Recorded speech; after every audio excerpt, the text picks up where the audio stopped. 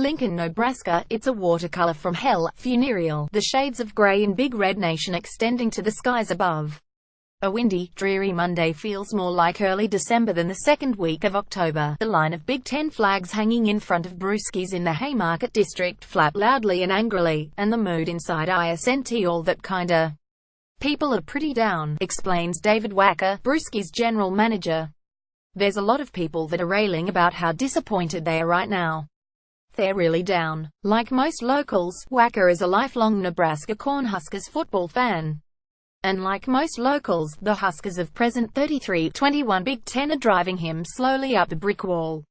Last Saturday saw the beloved Big Red snap a 20-game night game-winning streak at Raucous Memorial Stadium with a 3,817 defeat to Big Ten West favorite Wisconsin. The 358th straight sellout crowd on Stadium Drive watched the number 7 Badgers ramble for 353 yards and rush for 3 touchdowns. You can see it after the games, Wacker says of his customers.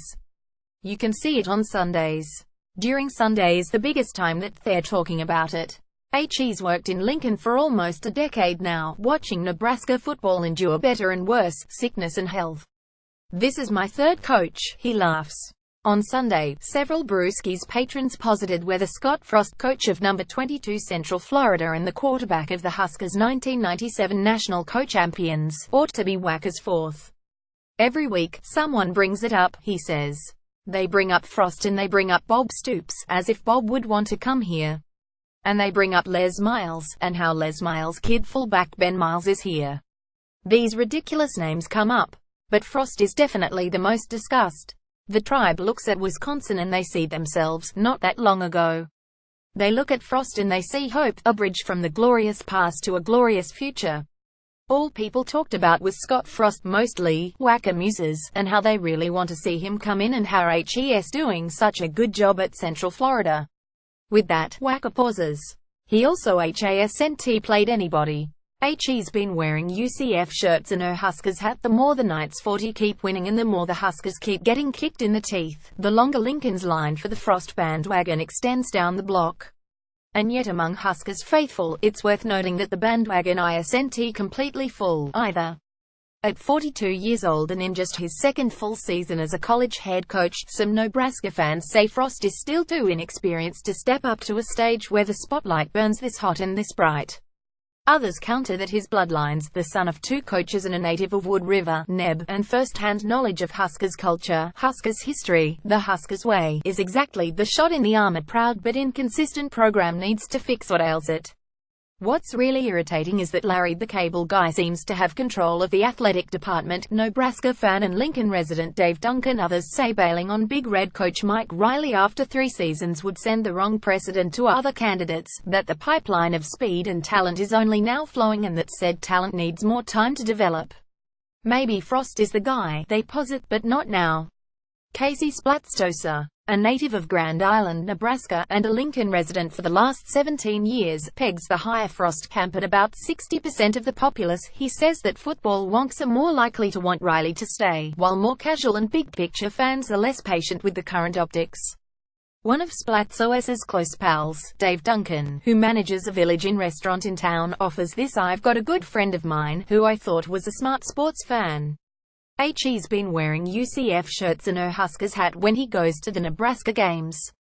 It's say my inner circle was about 7,030 that Scott is not the right guy. But at the same time, we're 8,020 that is who we're getting. It's going to be a bidding war for him on at least 2 points, though Big Red fans almost universally agree.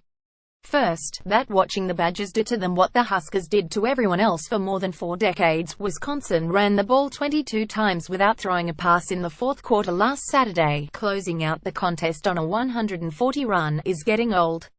And second, that some Power 5 program with gobs of money is probably ramping up to throw a bunch of it at Frost's feet soon, assuming they haven't thrown it already. It's the second part, really, that changes the stakes, to say nothing of the urgency. If Frost is your guy, your solution, you might have to bid, and then overbid, for him now, or risk not getting another shot for 5 years, 6 years, or forever. It's going to be a bidding war for him, says Splatstosa, an IT professional who's been coming to Huskers games since his grandparents first brought him with their season tickets back in 1992. It feels like the boosters are what's driving a lot of this, the folks behind the scenes, they're driving this. And so if they want Scott Frost, I feel they'll put up the money, and they're the ones that are not going to want to give Riley another year. And I think he deserves another year. He'd like to keep Riley around, because this recruiting class is going to be pretty good. But at the same time, if Nebraska wants Scott Frost, they're probably going to have to go out and get him this year. Tennessee, UCLA, Texas A&M, Arizona, Arizona State, Arkansas are all going to have openings. Once he hits a major program, he's going to stay there for a while. So him kind of waffling on it. Even at Brewski's Sports Bar in downtown Lincoln, some Nebraska Cornhuskers fans wonder if bailing on Mike Riley after just 3 years would do more harm than good. Sean Keelyland of N&N Chanel is far from alone. Despite Frost orchestrating some video game numbers as the offensive coordinator at Oregon and now with the Knights, Duncan wonders if a Pac-12-style spread attack is the right look in a Big Ten West where Wisconsin and Iowa are content to run off tackle and play action to the tight end for hours at a time. I don't think that pro-style offense works here, Duncan says. I couldn't tell you why. I think it has a lot to do with the Huskers fans being impatient and wanting the 90s back. When Tom Osborne took the interim AD job, they asked him what he envisioned for Nebraska football, and he said he would run something similar to what Urban Meyer was running at Florida. So, when he made the choice to hire Bo Pelini, that's what he got, and that worked in the Big 12. And the Big 12 is putting up basketball scores, and it got Pelini to 2 Big 12 title games. The Big 10 is such a more physical conference. You look at somebody like Ohio State offensive coordinator and former Indiana coach Kevin Wilson, somebody who knows how to recruit to the Big 10. Maybe you're bringing in some of these more obscure coaches who know how to recruit in the conference and know what they're doing. When you're just throwing out names, Scott Frost is just a name that Huskers fans know. He's also a name that many Huskers fans love and revere from his playing days. Michigan coach Jim Harbaugh and Northwestern coach Pat Fitzgerald are coming off galling home losses this week to Michigan State and Penn State, respectively.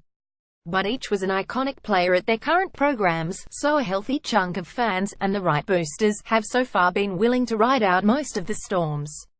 Honeymoons last longer for native sons. I think Frost would have the same thing here, Duncan says. He could lose for 5 seasons, they'd still say give him more time.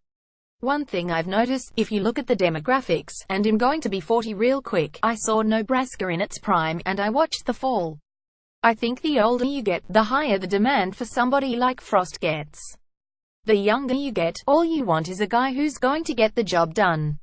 People seem to think that it's a magic pill between friends and work. Duncan's heard the debates on Frost several times over, back to front. If you want to start a conversation with a stranger at the Village Inn, start with the Huskers. But it gets so frustrating, Duncan says. Talking football in Nebraska is kind of like talking politics. You've got to really feel it out. You've got to make real small talk about it. You've got to let them respond. Did you see the run by Ozigbo? And then you can move toward really tricky stuff, like talking about quarterbacks. Or the coach. If you've got a spare week. I think Riley was brought in because he was the exact opposite of Bo, Duncan says. Bo was a jerk. His firing had very little to do with football. The 9-win thing was just an excuse because they didn't like him. They brought Mike Riley in because he was the nicest guy in football. Big Red fans like Riley, personally. It's his teams. The Huskers are 18-14 since 2015, 119 in the Big Ten, that they sometimes have a hell of a time embracing. What's really irritating is that Larry the Cable Guy seems to have control of the athletic department, Duncan says. The Scott Frost thing, if you want to boil it down, is nostalgia and wishful thinking. And people seem to think that it's a magic pill. Wacko has seen magic before, though. He was born and raised in Fremont, Nebraska. He remembers watching, incredulously, at a bowling alley in 1997 when Chevin Wiggins' bicycle kick volley of a deflected pass from Frost landed in the waiting arms of Matt Davison at Mizzou. He remembers seeing Tommy Frazier doing things to Florida in real life that a pixelated Bo Jackson used to do during games of Tecmo Bowl. A lot of people talk about how they want to get back to the running game and how they want to bring back the walk-on program, Wacker says. And they think they need more Nebraska players on the team because they're the heart and soul of the team. Those are the major things that I hear. All the time. Another laugh. Only when we lose. When we win, everyone's happy. They're fanatics, man. And I hear it all. Scott Frost is the answer. Scott Frost raises too many questions. Guy's unproven. Guy's a savior. The truth is in the middle there. Somewhere. I don't think there's a proven record to crown him the next Tom Osborne, Wacker says. But HES obviously doing something right.